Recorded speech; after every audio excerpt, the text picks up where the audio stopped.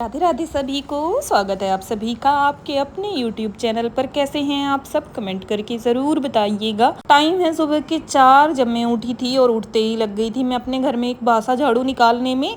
जैसे पता ही है आप सभी को, जो भी मुझे स्टार्टिंग से देखते हैं, कि सुबह में उठ अपना गर्म पानी वगैरह पी के सबसे पहले मैं पूरे घर में अच्छे से एक बासा झाड़ू निकाल देती हूँ। और ना बाहर काफ़ी ज़्यादा अंधेरा था तो लाइट भी आज नहीं थी, और हमारे इन्वर्टर की फिटिंग ना सिर्फ ये बरामदे तक ही है, अंदर वाले तक। बाहर इन्वर्टर की फिटिंग नहीं है, इसी वजह से ना मैं आंगन वगैरह की लाइट्स भी नहीं जगा पाती हूँ। ऐसे ही अंधेरे में मैंने इधर उधर झाड़ू लगा दिया। ऐसे इस तरह से भी ना काफ़ी साफ लग जाता है, क्योंकि हल्की हल्की रोशनी ना 4 बजे भी होनी शुरू हो जाती है, इतना अंधेरा नहीं होता है। तो आज डस्टबिन अंदर खाली करना मैं भूल गई थी, इसी वजह से उसको बाहर उठा के लेके आई, क्योंकि डस्टबिन में होता ही है रैपर वगैरह, जैसे बच्चे खाते पीते रहते हैं, और अगर नहीं भी वो उनका कुछ खाने पीने का उसमें होता है ना छिलक वगैरह, तो सेजल तो ना हमेशा पेंसिल को डस्टबिन के अंदर ही शॉप करती है, वो तो होता ही है। तो डेली मेरी हैबिट है डस्टबिन को मैं खाली करती ही करती हूँ। झाड़ू वगैरह लगा के आज मैं सैर को नहीं गई थी, और ना ही मैंने एक्सरसाइज की थी, क्योंकि मुझे कहीं पे जाना था और जहाँ के लिए ना मुझे खाना बनाना था। तो अभी सोच ही रही थी मैं कि क्या बनाऊं, क्योंकि घिया ही रखी हुई थी मेरे पास।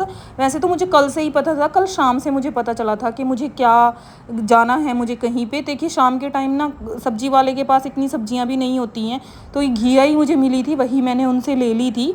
और इसी से मैं सोच रही थी, क्योंकि हॉस्पिटल में ना देखिए घिया की सब्जी अच्छी नहीं लगती। वैसे ही वहाँ पे तो ना मन भी इतना ख़राब सा हो रखा है, कुछ अच्छा सा ही खाने का होना चाहिए वहाँ पे हॉस्पिटल में। तो मैंने सोचा कि जो पेशेंट है उनके लिए थोड़ी सी देसी घी में ऐसे घिया को तड़का लगा दूँगी, और जो बाकी हैं पेशेंट के साथ उनके लिए मैं कोफ्ते बना लेती हूँ घिया के। तो मैंने सोचा, तो 2 घिया थी मेरे पास, एक की मैंने सब्जी बना दी, एक के मैंने कोफ्ते बना दिए थे। और लग गई थी मैं आटा वगैरह लगा के फुलके बनाने में। पहले ना जो बर्तनों का ढेर हो गया था ना इकट्ठा, इसको मैंने खाली किया, क्योंकि मेरी सिंक खाली होती है ना, फिर मेरे हाथ बड़े आराम से चलते हैं फुल्का बनाने में। नहीं तो मेरा पूरा ध्यान ना सिंक की तरफ ही रहता है कि बर्तन भरे हुए हैं सिंक में। तो पहले मैं बर्तन धोए, उसके बाद फिर मैंने फुलके बनाने स्टार्ट किए। सब्जी बन गई थी, कोफ्ते मैंने बनाए थे, और एक मैंने घिया की सब्जी बना ली थी सिंपल, तो बिन कम मतलब कम नमक मिर्च वाली, क्योंकि पेशेंट है देखिए उनको तो कम नमक मिर्च वाला ही खाना अच्छा लगता है। और फटाफट से सारे के सारे फुलके मैंने बना लिए थे। अभी नवी का लंच बॉक्स भी मैंने यहाँ पे रखा हुआ था, लेकिन 6 बजे थे और नवी तो 8 बजे के आसपास स्कूल जाता है।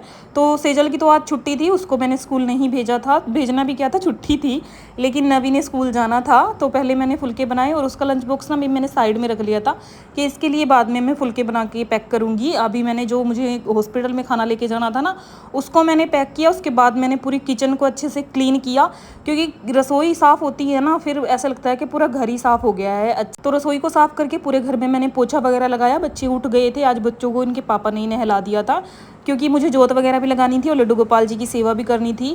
ठाकुर जी को पहले मैंने एक पराठे का दही के साथ भोग पुआ दिया था। उसके बाद ना एक बनाना मैं बिना छिला ऐसे ही और जल अपने ठाकुर जी के पास रख के आ गई थी, अगर उनको भूख लगेगी तो वो खा लेंगे। तो ठाकुर जी को भोग पुआ के और सेजल को रेडी कर लिया था मैंने। अपने साथ ही नवी चला गया था स्कूल, उसका लंच बॉक्स वगैरह पैक कर दिया था। तो नवी को ऐसे जिद नहीं करता है वो, मतलब देखिए बच्चा है, 1-2 बार तो बोलेगा ही, लेकिन फिर भी अगर मैं उसको समझाती हूँ ना कि जहाँ पे हम जा रहे हैं वैसे कुछ भी नहीं है, ऐसा है वैसा है, तो बड़े अच्छे से आराम से समझ जाता है वो। तो नवी को बाय की, उसके बाद निकल गए थे हम हॉस्पिटल के लिए, जहाँ पे मुझे जाना था। अभी आपको पता भी चल जाएगा मैं कहाँ पे जा रही हूँ। और रास्ते में आते टाइम ना देखिए, वैसे तो मार्केट तो हर किसी के पास में ही होती है, लेकिन जो हमारे पास ये वाला रास्ता है ना, ये पहाड़ों वाला, ये हर किसी के पास नहीं होता है। ये बड़ा अच्छा लगता है मुझे देखने में। जितनी भी बार आती हूँ मैं हर बार इसकी वीडियो ज़रूर बनाती हूँ, क्योंकि मुझे खुद लगता है कि जैसे मैं फ़र्स्ट टाइम देख रही हूँ, जबकि पिछले 9 साल से मैं 10 साल से सॉरी 10 साल से मैं इसको रेगुलरली देख रही हूँ। मतलब महीने में 1-2 चक्कर लग ही जाता है। ऐसे घूमने तो नहीं आते, लेकिन हॉस्पिटलों से तो देखिए चक्कर लग ही जाता है।